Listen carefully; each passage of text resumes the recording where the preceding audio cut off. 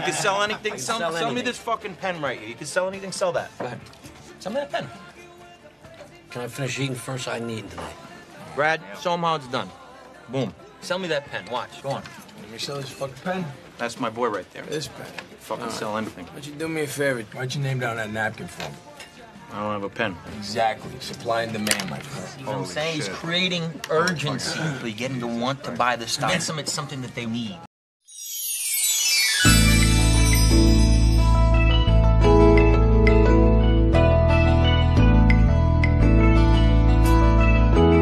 I believe energetically that if somebody's attracted to me that disagrees or is skeptical with what I'm saying, that the amount of time that would take me, I have a 3 objection rule. I will ask 3 times.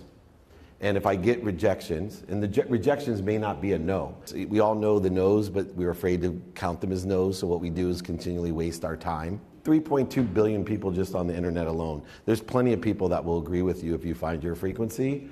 Has anyone ever got off the phone with a no that sounded like an excuse and said to themselves, gosh, I bet they had 5 minutes they could have done that.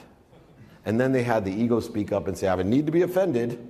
And then the other part of the ego goes, well, now I really got to convince him because I know I'm right, and he's just a skeptic. When someone doesn't do what you want to do, all they're saying is they have other things that are more priority, and that's their value system. And God bless you and thank you. Because now I can move on to attract the people that have the frequency that I have. Is tell everybody within 3 feet of you what you do. And the power of that is actually, it's all right doing it in rooms like this, but actually when we look at social media and networking, you've got access to a lot more people than what you've got in a room like this. So by just telling your story and what you're doing, people are always watching.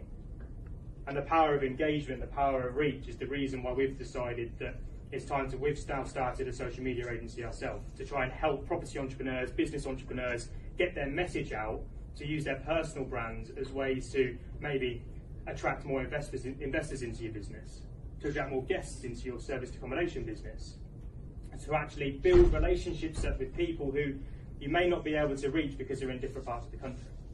So I think the kind of reason why I'm talking about this is actually tell everybody what you do, keep coming to events like this, but also let everybody know that you're in a room like this, because actually you never know who's watching and the opportunities that come up around.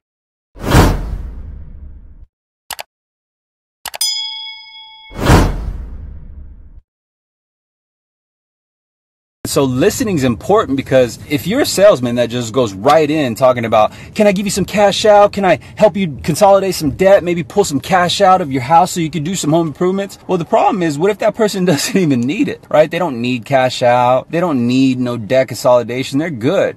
How are you going to attract them? You're actually going to push them away, right? And so what if also you just say, hey man, what if I can lower your rate? And then you find out they actually got a lower rate than what the market currently provides. That's the problem with listening. So if you don't listen, you can't do the second step. And the second step is analyze. Analyze, in my opinion, is very similar to empathy, right? You want to be empathetic. You want to analyze the situation, because analyzing is kind of like repeating pretty much what they told you.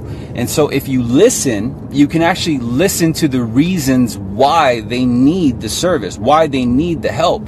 And when you listen to their why, then you'll discover what they want. All right, we all know sales is the key to the game. And to get sales, you need leads. But guys, let me tell you, the money's in the follow-up. It takes an average of 5 to 7 touches to make that sale. How are you making those touches? You gotta have a system to consistently follow up with the client. And when you're following up, you gotta give value, you gotta educate your client. So when you're giving them value and educating them, what you're doing is building a relationship over that course of 6 to 7 times. So I can't suggest to you enough that follow-up is where the money is. Don't just stop at 1 attempt, 2 attempts. Keep going, keep giving value, keep giving education, and you're gonna get that sale.